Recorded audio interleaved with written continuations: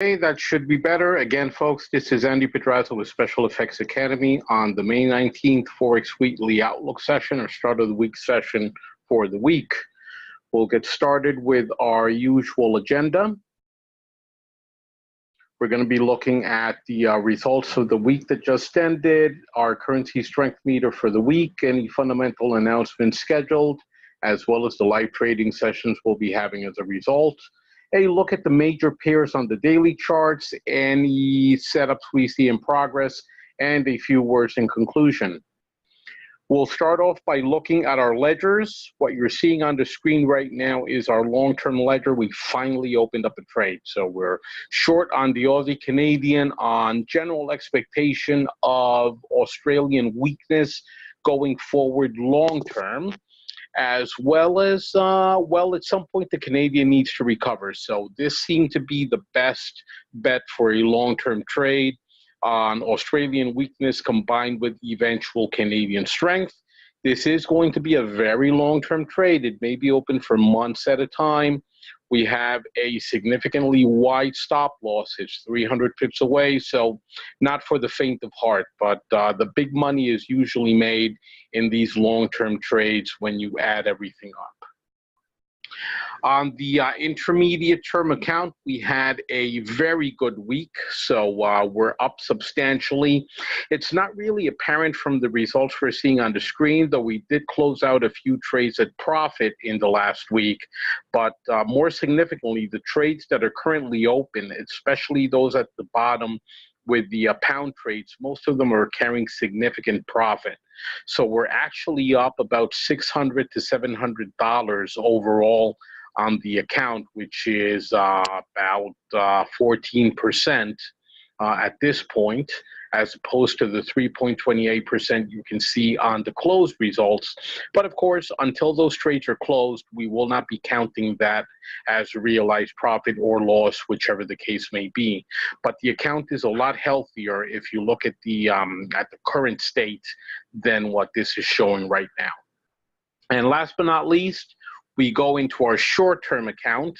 And here, since we do close out all trades at the end of the week, you can see the significant profit level that we attained. We actually went above 14% profit for the week on the week that just ended, mainly on the back of the pound dollar was the trade that gave us the most profit, though we did take profit as well on the pound Canadian and the Aussie Canadian, though not as much as with that pound dollar trade. That definitely made our week. We recovered quite nicely. The account, well, both accounts, intermediate and short term, are now carrying profit for the year as we go into 45 days that we've been trading these accounts for our fiscal year.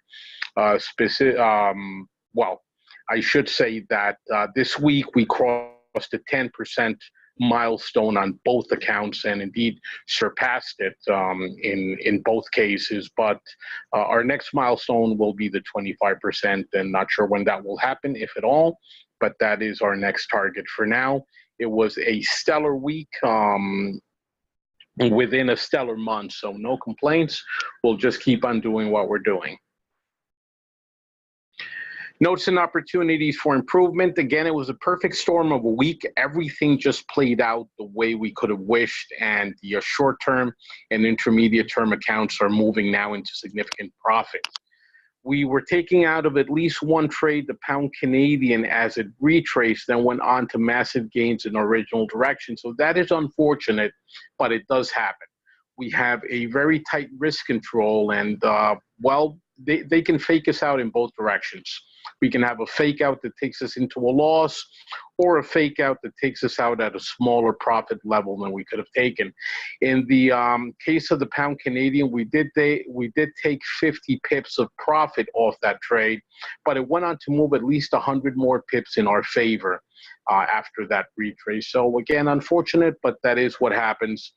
The alternative would be not to have good risk control, and then that trade could have gone against us by hundreds of pips, and we would have had to absorb that loss. So all in all, we would have done it the same way. It's just unfortunate that sometimes these things don't play out.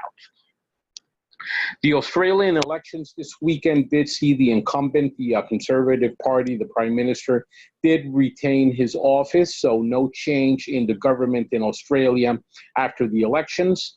And that's, six of one, half dozen of the other. A change into a Labour government would probably have led to a spectacular Australian dollar drop. In this case, while that was averted, the fact that the government did stay in power doesn't really mean all that much, because it's more of the same. So the outlook for the Australian dollar was already tending to poor or negative. Nothing has changed there. We're still expecting Australian weakness. Everybody in the market still expects the Australian interest rate to be lowered next month for June, and the market is starting to price that in. So I would continue to expect Australian dollar weakness going forward. And of course, that longer term Australian trade, we're trying to trade it into Canadian strength as well as Australian weakness. The pound drop, of course, was the massive event for the week, and indeed for the month. The pound has been dropping for 2 weeks now and counting, and it may indeed continue. There doesn't seem to be anything stopping it. So we'll have to see how the week begins and play that accordingly. We do have open trades into pound weakness in the intermediate term account. We'll be keeping a close eye on that. And the short-term account, of course, we will be going into trades as we see the triggers get released to us, and well, as safely as possible within the general parameters of the market. Always trading is a risky endeavor, so you have to juggle the risk that you take with the profit that you expect to gain from that. And the long-term account finally got a trade, which we already covered in that ledger, but we've started. That was the only account that had not traded for this fiscal year. Moving on to our relative strength meter for the week, our volatility for the month has increased by about 1.5 percentage points. So volatility is going up on the monthly. On the weekly, it went up not a whole lot, but it did go up. So volatility in either case is increasing. This is good for us. Volatility is what makes us money. In particular, we can see that the losers for the past week were, of course, the pound. Was the big loser, followed very closely by the Australian. Winners were the Swiss, the dollar, the yen to some degree were the winners, with the Canadian, the euro, the Kiwi being pretty much middle of the pack. So again, it's a new week. We're going to have to see how the week kicks off. I usually don't enter trades for the first 24 or so hours, but we'll take a look. If I see continuation, especially out of the pound pairs, I'm more likely to jump in earlier than later.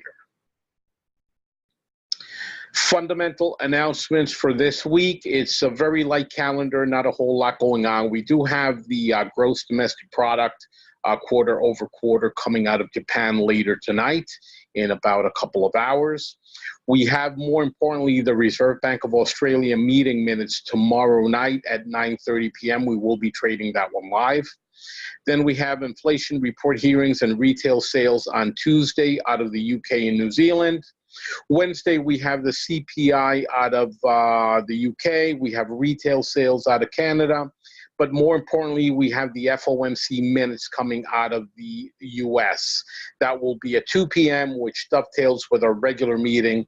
So we'll be starting off a bit early for that 2 p.m. session. We're going to start it off around 1:30, give us a half hour to set up any trades we want to set. Thursday, the market PMI composite for the European Union. And on Friday, the non-defense capital goods orders excluding aircraft out of the U.S. There's only two of them we'll be trading live, the RBA meeting minutes on Monday night and the FOMC minutes on Wednesday afternoon. And with that, we're going to move into our charts, I should say, starting with oil. So we can see that oil bottomed out at $60 per barrel and has in the last 3 or so trading days has started creeping up again. It did go sideways for a little bit over a week, but is now heading back towards the top. It never quite got to the Ichimoku cloud, so all that support did hold quite nicely, and it's now angling up again. Not sure if it's going straight for the prior high, or indeed if it's going beyond it, or if this is part of a consolidation move. Too soon to tell, but we'll have to see what, if anything, this does to Canadian. For now, just keep an eye on it. Euro dollar, it did come back to us last week, so we have that downward movement starting to continue. So it peaked and it is going down. We're still not at break even in that long running trade. We're about 30 pips underwater right now, but at one point we were over 100 pips negative. So that trade has recovered nicely, and we're going to continue to give it room to move in our favor.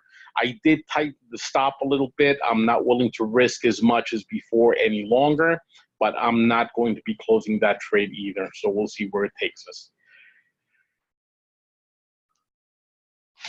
The pound dollar, and indeed all the pound pairs, just look at that chart. I mean, that's just the most beautiful drop in a single week that I've seen out of any pair in a long, long time. So it was 5 straight bearish candles, just dropped through 3 levels of support along the way, and gave us, again, fantastic profit, almost 500 pips weighted profit on the one trade on the short-term account, and a lot of profit that is already booked, well, not booked, but it's already there in the intermediate term account. We protected it via stop losses and trailing stop losses, but all the pound pairs are moving into pound weakness, and we had a brilliant week, and we're having a brilliant month pretty much on the back of the pound drop. So no change there. We'll be looking for new short-term entries on the pound pairs as the week begins, and see if we can make this week even better than the last one. USD JPY, not as impressive, so it was moving into yen strength against the dollar. It bottomed out early in the week and started heading up.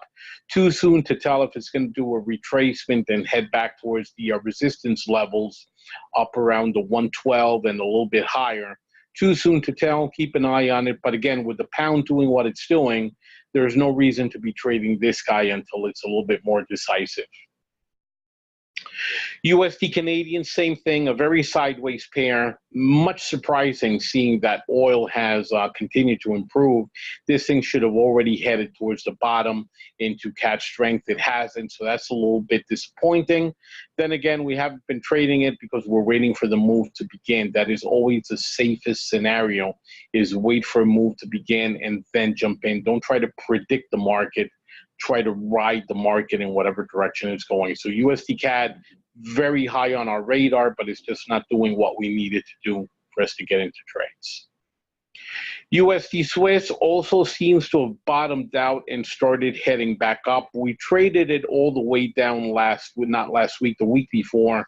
So we took some nice profit out of it. It has, well, it stopped performing. So we're waiting for the next drop to see if we want to get in on one of these trades. For now, we're just going to be keeping an eye on it. Aussie dollar has been very bearish, so it's also broken through all its support and now really has nothing to hold it up. At this point, we're going to start looking for longer-term entries on the Aussie pairs and try to write it down as far as it will go. We'll try to do it as safely as possible. Again, there's always risk in trading, but you can mitigate a lot of it simply by the way you enter and manage your trades. So we'll be taking a look at the Aussie pairs, including the Aussie dollars, in the coming week. Kiwi dollar, we're already in this one. It has been following a nicely dropping trend line. We've ridden it all the way down into a lower low, which is what it gave us on Friday, and we're still in that trade. So we'll see how far lower it can go before the move ends. For now, just keep writing it down. Aussie Canadian, and this was our long-term entry late on Friday. We did go in short on this pair as it finally broke through the level of support. That was the only thing holding it away from the bottom. Again, this pair was picked because of the Aussie weakness outlook for one, but more importantly because the CAD has not gained as much strength as it should have off of oil improvement. So we're expecting the CAD to make a bullish run at some point. All the movement you see in this chart has been the Aussie weakening. It doesn't have any Canadian weakness in it. So once the Canadian wakes up, assuming it does, this thing is going to blow past the support at the 91 and probably go down all the way into the mid 80s. And that's the kind of move that we want to catch on to for a long-term trade. Euro Swiss, another trade that's come back into the fold. It was carrying a little bit negative over the past couple of weeks, and late last week it moved in our favor. So we're now carrying a little bit of profit. We're still waiting for it to break that underlying level of support at the 112.60 and start taking us towards the bottom of the channel. Too soon to tell, but it's looking good. It's cleared the Ichimoku cloud. It's decisively gone back into the descending channel, and well, it doesn't have a whole lot holding it up. We'll see where it takes us, but it's starting to look good.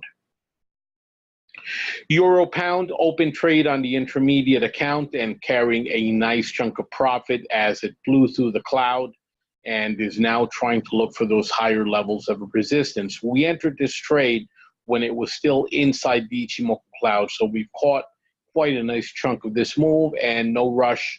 We'll continue riding it for as long as it cares to go. Euro JPY starting to look a little bit more enticing in that the bearish move has definitely continued very slowly, but it's broken through support, and now there's a nice gap between where it is and the bottom of the chart. So we'll take a look at this one, see if we can find a good entry for either a short-term or an intermediate-term trade. I'm not convinced long-term on this one just yet, so we'll take that under advisement, but now it's starting to become interesting. Euro Canadian, another sideways pair, though showing a little bit more CAD strength than some of the others, but still, it's not giving me a trigger to sell or to buy just yet. It seems to be in no man's land. So another one that we'll be waiting to see if we get a proper trigger at some point. For now, just sit and observe. Pound JPY, this is probably the 1 pound pair that we haven't traded lately, and it's been moving very nicely. It's sitting at support. If it breaks that support, we're going to start piling into this trade, shorting it, of course, and seeing how far towards the bottom we can ride it, or indeed if it may break that bottom and just keep going. So this week, this is probably going to be one of the more interesting pairs to look at, assuming that the pound weakness does continue. Aussie JPY, well, it's an Aussie pair. The Aussie's weakening. I'm not too convinced about the yen, though, just yet. So that's the only thing that has kept me out of this trade. Well, I shouldn't say that. We did take some profit a few weeks back when it broke the trend line, but we got out of that trade when it did the first retrace, and then we never got back in. So another one that goes on our radar to see if there's an opportunity, but no rush. There's probably better pairs out there, or I shouldn't say better, but safer trades out there that we can latch on to. Euro New Zealand continues heading up. This is another one that it has yet to break the resistance. It's yet to break the prior high, and that's why I've been staying out of it. But it's getting very, very near to the point where I'm going to have to buy unless it does a credible bounce. So another one that goes on the radar for the week.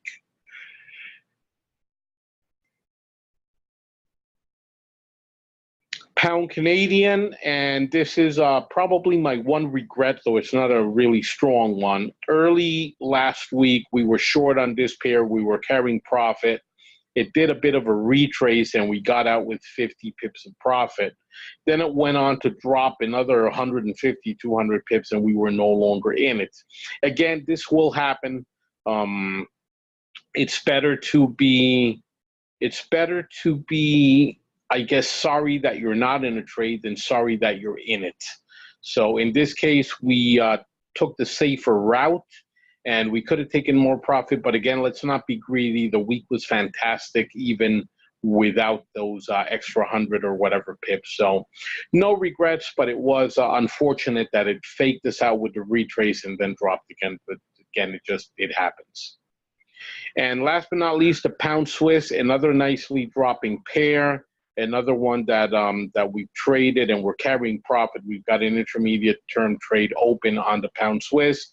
It's carrying a nice chunk of profit, and well, we'll let it continue carrying profit. It's performing quite nicely.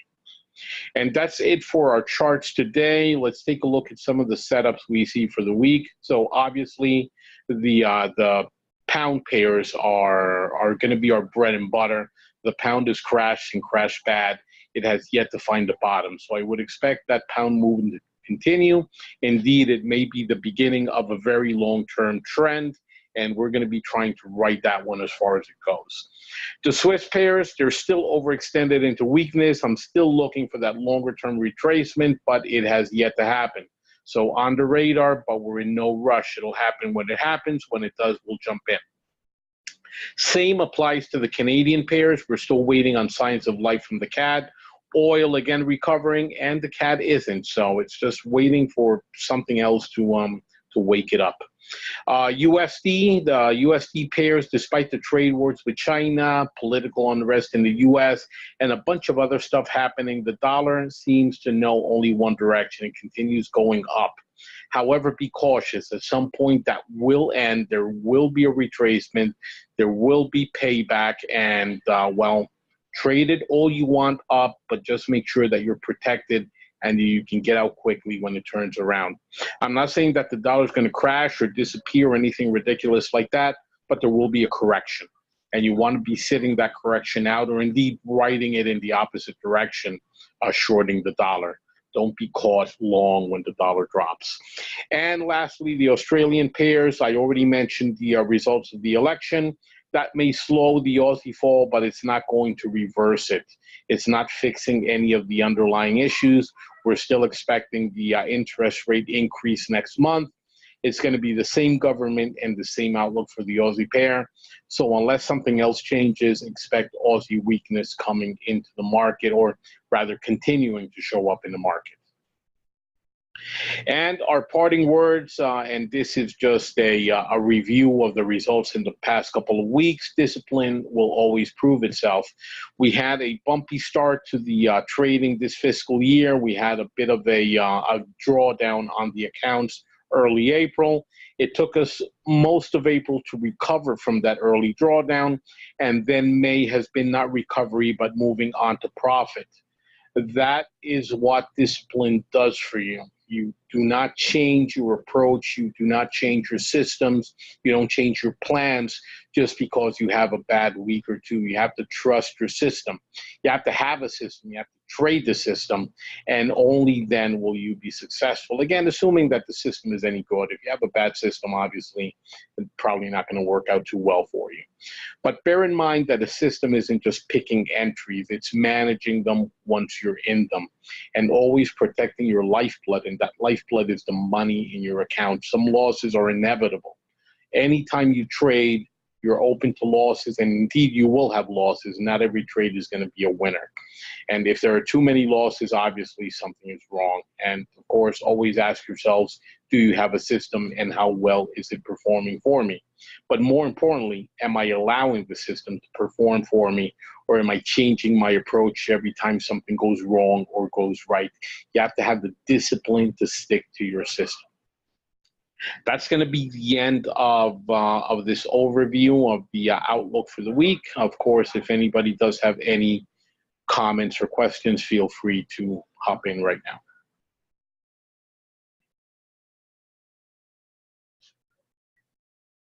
Okay, then thank you very much. And we will be sending a summary out later tonight with the recording of the session, as well as the calendar for the regular sessions and the fundamental trading that we will be having for the week.